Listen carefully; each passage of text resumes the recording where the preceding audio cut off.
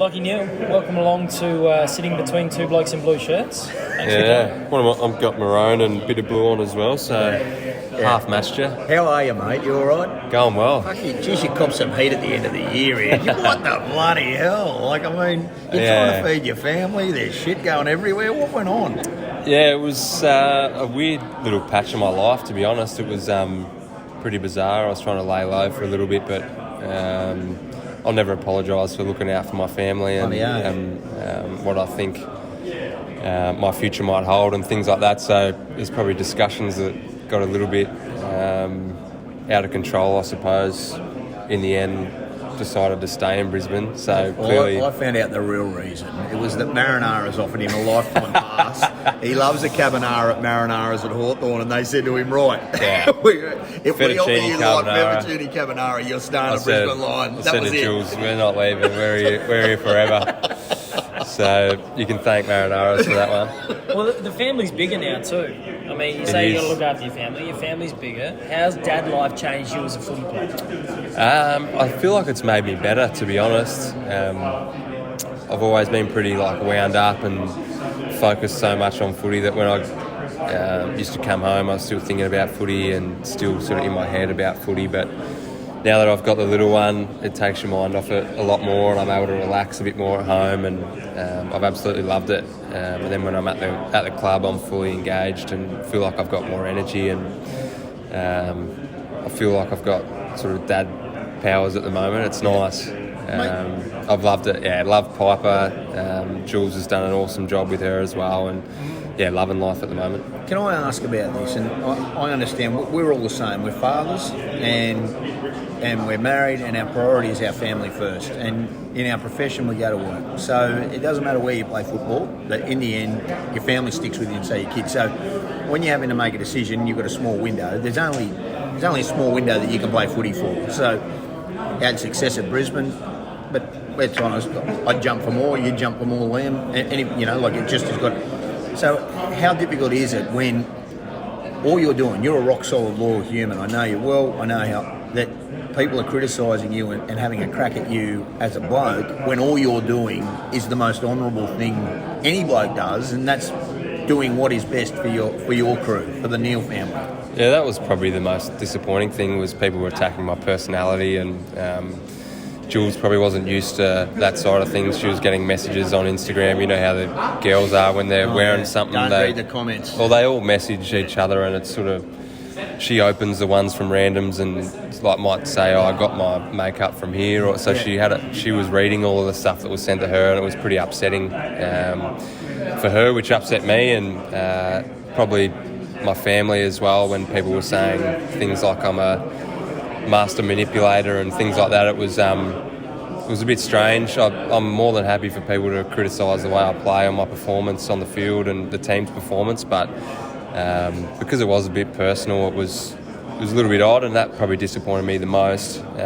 And we hadn't made a decision about anything yet either, so it was words being thrown around that we hadn't even committed to going back to Perth or anything, and in the end we committed to staying in Brisbane and felt that was best for our family. So hopefully some of those people are eating a little bit of humble pie. I didn't walk out on the club or anything like that, and I didn't want it to be a distraction either for the club. So everyone's going to have discussions about their future behind closed doors, and I'll never apologise for that.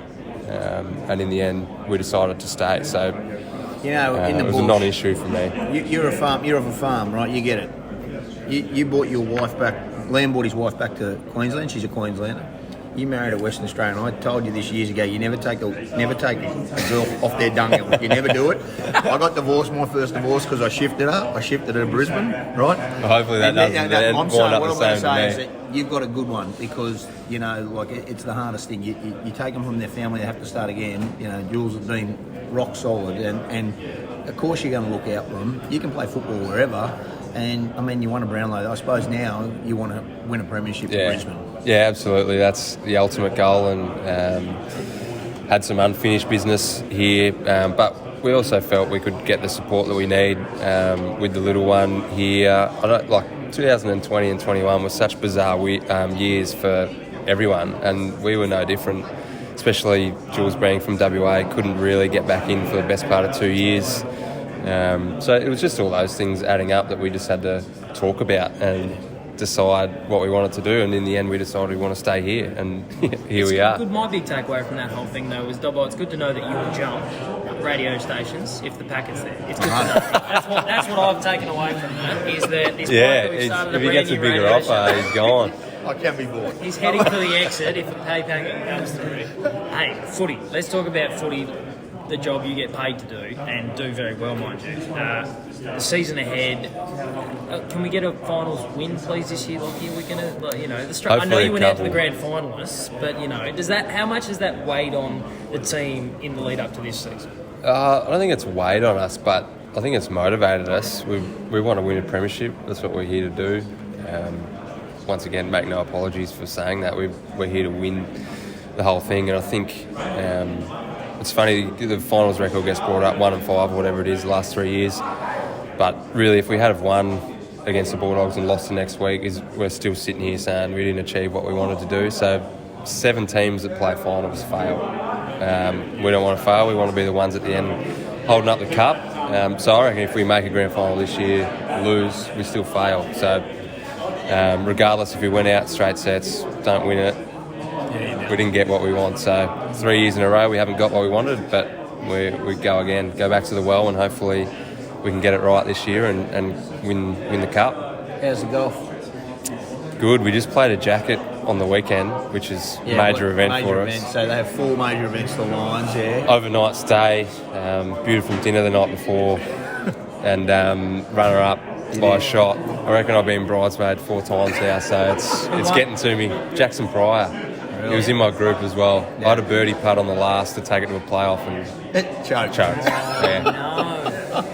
No. Is the thing, one of the things about, and I was with Zorks on the weekend and talk, is that it seems like that there's a no dickhead policy in Brisbane. Nobe's bought it here, and Fags and it's kept on going. There's just no dickheads here. No, we've got a great group, both on and off the field, and really tight-knit playing group, but also coaches and staff as well. I think we find pretty much everyone at the club is super friendly, bought into what we're trying to do, and we're all on the same page. So it's a great group to be a part of, and I'm very lucky to be here.